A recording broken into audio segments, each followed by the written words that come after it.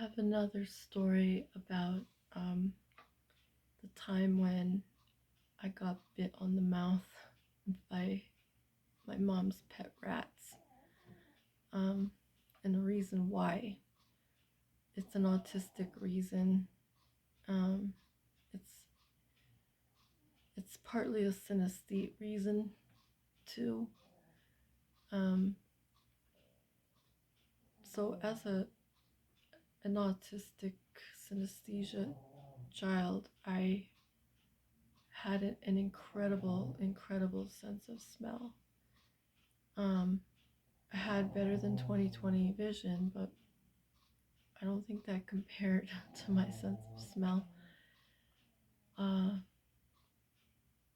I can remember times like when I was crawling. I have earlier memories than just crawling. Um, where I like being a baby. My mom said from my description, and where I point to the photos to identify what I'm talking about. She said I'm 6 weeks old. 6 weeks old. I'm remembering like the smell of my crib sheets, the bitter taste on the, because I just had the two bottom teeth at one point, not at 6 weeks old, but later on.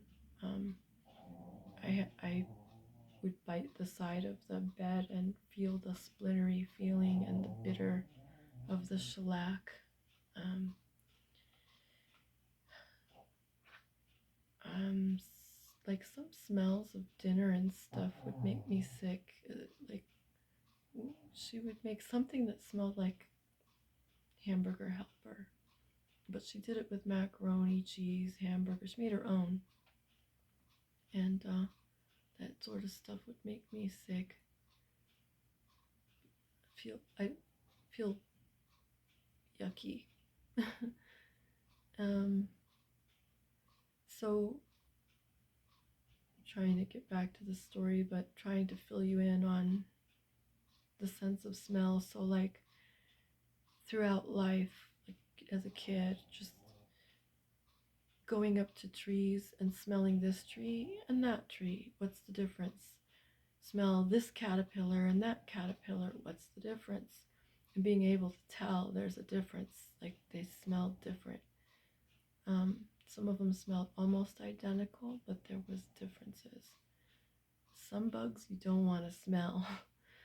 Like I've smelled dead bees. I've smelled again so many things in this universe. Like if I could get my hands on it or it could come to me, I would smell it.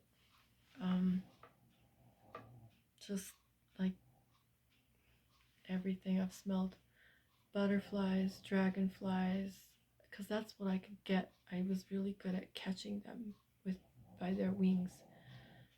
So as soon as the dragonfly would put his wing up, I would quickly grab him and then just look at him and he'd curl his butt toward me.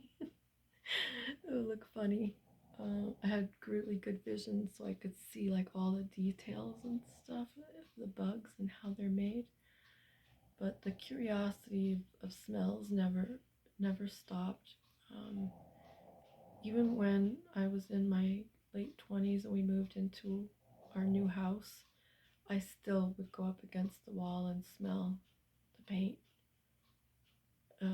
because different paints are different, and I could smell the wood behind the paint, and I could smell what kind of wood it was.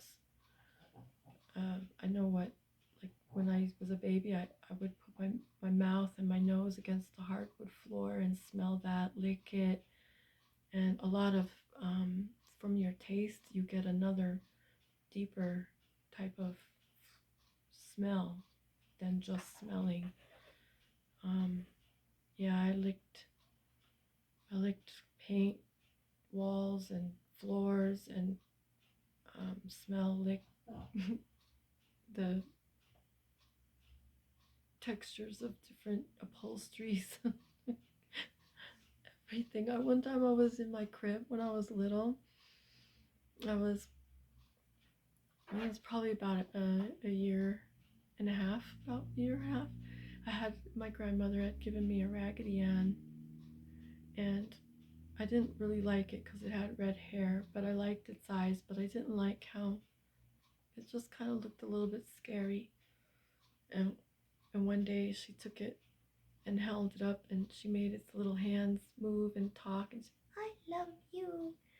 Because it says I love you on the heart, so it was making it say I love you and put its little arms around my neck.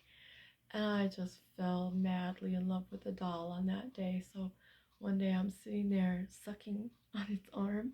Actually, I was still in the crawling stage because I was walking at 9 months. I said in one of my videos I was 8.5 pounds. No, that was my son. I misspoke. I was 9.5 pounds, and my dad was 11 pounds. He was his only child. But um, yeah, I was laying. I remember I could turn over. I could scooch and crawl a bit, and stand up on the side of my bed a little. But then I would fall back down. My legs would be weakened up. So I was that age, okay? And I was sucking on the Raggedy Ann's hand. Now, this is the difference between neurotypical and autistic. Looks like something stupid an autistic kid would be doing is sucking on doll's hand, okay? But then when I took it out, I could see through the hand now that the slobber had made it sheer, and I could see there was black, red, blue, and white threads inside. It was stuffed with threads and material, shredded material. It wasn't stuffing like we have today. And something made me think the color could come off on my mouth. So I had evidently at some point eaten something and got stain in my mouth and seen it in a mirror and realized that probably candy or something, I don't know, juice maybe. I was aware that it would stain your mouth, and I was really afraid that stuff was going to stain my mouth, and I was thinking, was it going to be bad for me to swallow it? That's a lot of thinking for a baby who still wasn't walking yet. Like, I was young enough where I wasn't walking yet. So, yeah, I got picture somewhere along that line. Let's see here. Yeah, this one. Me chewing on my dad's Burmese cat's tail, sitting up. I was a meatball. Good and strong. Good and strong. So, anyway, that's about the sense of smell that I'm giving you some overly deep background on, and some neurotypical versus atypical education about children. But so getting back to the rats, my mom had this pair of rats here. A little, oh please, reflection. Let me just take it out. It's still reflecting. I don't know why. Male and female in this bird cage she kept them in. I'm so mad. There it is. Okay. So anyway,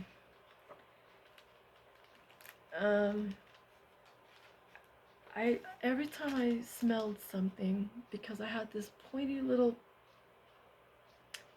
cupid bow, deep cupid bow with a pointy little, I don't forget what you call this part right here, sticking out all the time, like far. It became like the finger.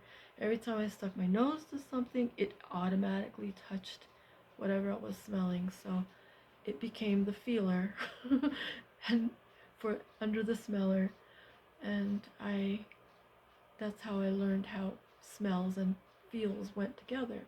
So the bark and the smell, I know how the smell and the feel are, but I wanted to I saw the rat's little fuzzy lips glistening. Oh, they're cute little fuzzy little roundy soft lippies. I wanted to feel that fuzzy stuff right under their nose, like right under the nosy part. Oh, it's so cute and soft, like little miniature pin cushions, you know, like so cute. And I had just eaten a peanut butter and jelly sandwich. And my mom told me, stay away from the rats, stay away from the rats, don't put your fingers in there all the time. But I didn't put my fingers in there. I just went up to the cage and I put my lip and my nose up against the cage and coaxed them to come over and get close to me so I could feel their lip. You know what happened next. That little guy I got a feel of his lip and he got a taste of mine. He bit me and he did not want to let go, and I'm stuck to the cage and I'm screaming. My mom had to come and like take the lid off and reach in and squeeze the mouse's head, really, the rat, and the other one's trying to get me too now because blood's coming out. She's trying to keep him away and and squeeze her little mouth open without getting bit herself, because now the rat's in like a blood frenzy. And she finally got his mouth open enough that but after that the rats they were only there a couple more days and then they were gone. It was too dangerous. Oops. Too dangerous to keep. I knocked it when I put my elbow on the table. Too dangerous to keep rats around a curious autistic kid that has ideas and thinks they can. You want to hear another funny one? Because I gotta throw these little small stories in there because they're just too small for a video. Okay, so autistic kid thinking. Outside, I find a straw. Right underneath me where I'm sitting, there's these like light colored bricks with holes in them, and in the holes it's sand. And I'm thinking, I want the sand to go up the straw but stay midway, so I can't suck too hard. Or because it went in my mouth, I had to spit. I had to come in. What are you doing? You got sand in your mouth. Don't do that. I was trying to get the sand, like it does with water, to go up and stay midway. I could do it with water. I wanted to do that with sand. It never worked. And I ended up with a mouthful of sand. And my mom not being able to understand why would you suck sand up a straw? No, I'm not that stupid. I wasn't trying to suck sand into my mouth with a straw. I was trying to suck it halfway like water does, but I didn't have,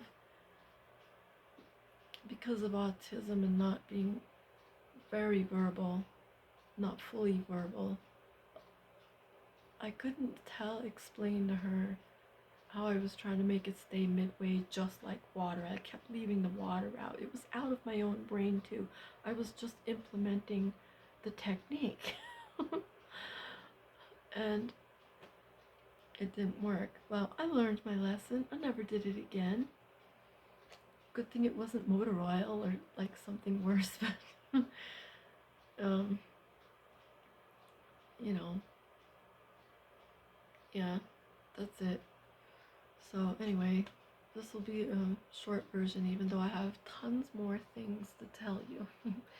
I'm pushing that button now.